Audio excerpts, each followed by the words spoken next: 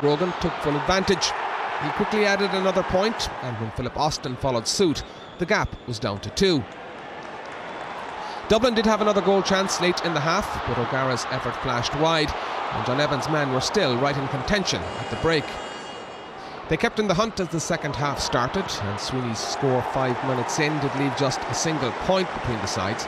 But having made life difficult for themselves, Dublin at last seemed to find the extra gear they so desperately needed, and the run of points from substitute Eamon Fennell, Alan Brogan and O'Gara gave them control they'd hold till the end.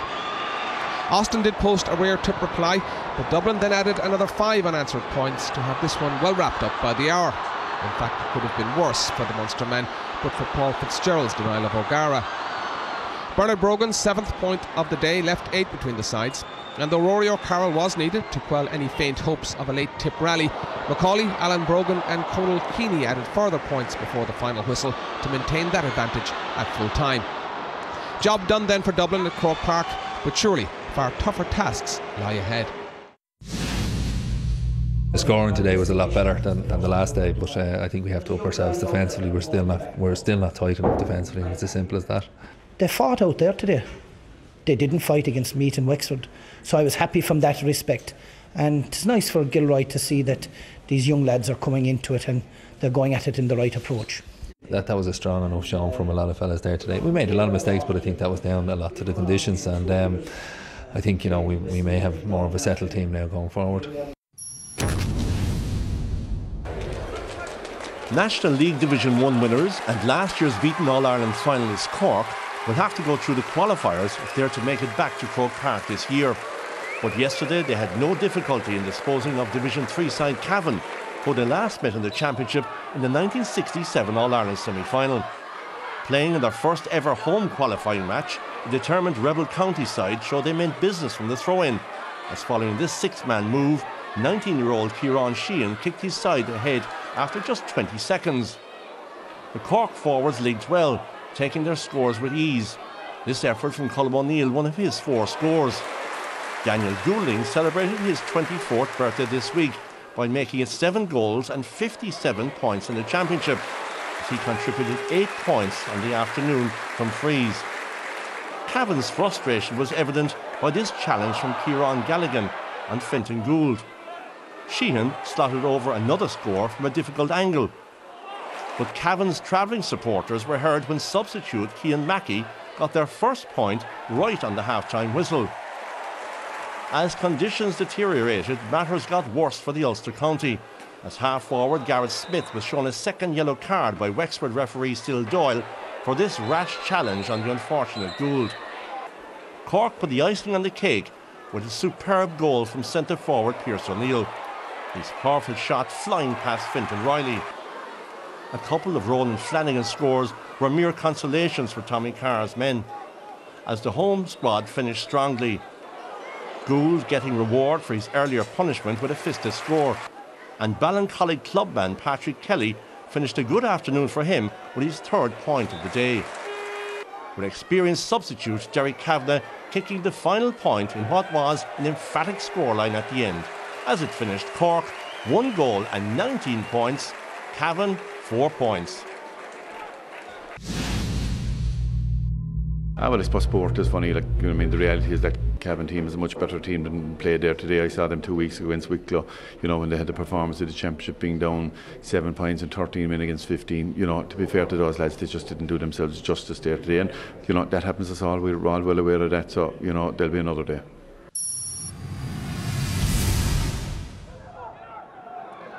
After their extra time win over Clare in the last round, Offaly were looking for their first back-to-back victories in the qualifiers since 2003. But it was Waterford who struck first, 7 minutes in, with a Conor McGrath point putting his side ahead. There's been persistent rumours of unrest in the Offaly camp, and they were also guilty of some poor finishing in the opening half. A part that was from corner forward Niall McNamee, who scored a brace to help his side to a 4-1 lead. Waterford outscored Offaly in the wet and windy conditions at O'Connor Park by 4 points to 2 in the next 15 minutes of the game, and Shane Briggs put over a point on the half-hour mark to cut the Offaly lead to a single score.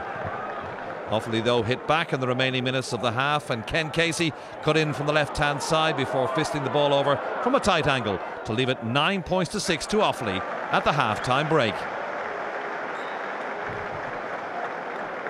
Offaly extended that advantage to 5 points early in the second half. Kieran McManus and this Graham Guilfoyle point meant that Tom Cribben's side now led by 11 points to 6.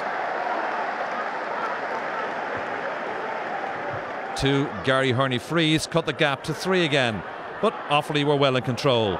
Brian Connor, Niall McNamee and Anton Sullivan all put over points for Offaly, who led by 6 as the game entered the last 10 minutes. Waterford, who lost to Limerick in the Munster Championship, never really put up much opposition to Offaly, although Hurney did put over his 4th point of the half to cut the deficit to 4. But Offaly were never really in trouble, and it was right and fitting that their best player, Niall McNamee, had the final say, scoring his 5th point of the evening to ease Offaly home. The first championship meeting between the sides then ended in victory for Offaly. Offaly 15 points, Waterford 10. We pulled up our socks at half time, and they showed a lot more pride in themselves in the second half and determination, and went out and finished the job, which was important because it was a slowish enough pacey game, and I think we'll keep improving though. It will be slowly, but we will keep improving. All right, a word on some of those games. Kildare-Leitrim was fairly predictable, I suppose, Colm. It was. I think, as Mickey Moran said, the heart and soul has gone out of Leitrim after Philly McGuinness, and I think they were punching time for this year, and they need to regroup. They also have a big problem with emigration and with a small panel like that. But Kildare are a good team. They went up and they gave Antrim, I think, a beating 115 to 9 points in Casement Park. I think they're going to be a team that's going to play a large part in this year's championship yet. All right. What about Dublin and Tipperary? I know you were at that game. Do you think Dublin selectors learned a lot from it? I don't know, because there was a lot of the time yesterday. Tipperary gave them their fill of it, and Philip Austin and Barry Grogan in the full forward line certainly caused a lot of problems.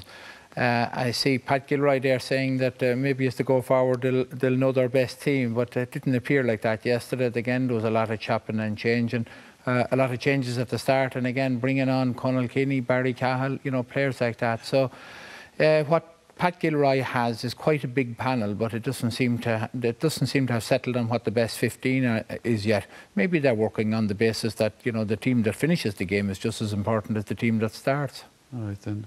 Cork Cavan, Kevin, was ridiculously one-sided. It was, yeah, it was a massive win for Cork, and one everybody predicted. I mean, there's no surprise whatsoever. Is the back door, is it any harm for Cork? No, I think it's going to afford them to continue the theme that Colm is saying. It's going to afford them a great chance, I think, to actually figure out what their best 15 is when they get to the quarter-final stage. It looks now at this stage that they are going to get to the quarter-finals. They're going to come through it. They have Wexford away the next round. You know, you'd have to fancy they'll come through in that. Oh, we'll dispute that with you later on. And then the Offaly-Waterford game. Yeah, I think from the Offaly point of view, you know, they've home matches to date, and they've got another home match on the next round. Tom Cribben will be delighted because it's giving a lot of his younger players more games to get used to a run in the summer months. Right. I'm not saying they're going to go perhaps beyond round 3 or 4, but the more games they can get this time of the year, the better for his development. So when he comes to the league next year, he's going to have a good idea what his team is and where they're going. It was interesting. I was reading what Niall McNamee said, that a lot of Offaly players had never won a championship match. So, you know, they're after getting a couple of wins under their belt now, and it's obviously going to improve things. But I think the team that's going to benefit most by the back door is Cork, because they need more and more matches together to build a level of confidence and sort out their starting 15. All right, then. My own view that Wexford Park is difficult is obviously overruled here. Anyway, let's check out the other 4 games. And this time we begin with Galway against Wexford.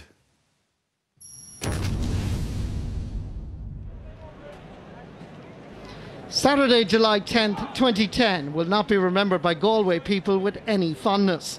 The weather was terrible and the county footballers said goodbye to the championship. Based on the opening quarter of an hour, it didn't look like Wexford could win this.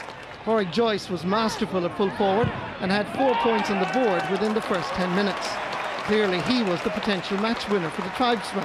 Slowly, however, the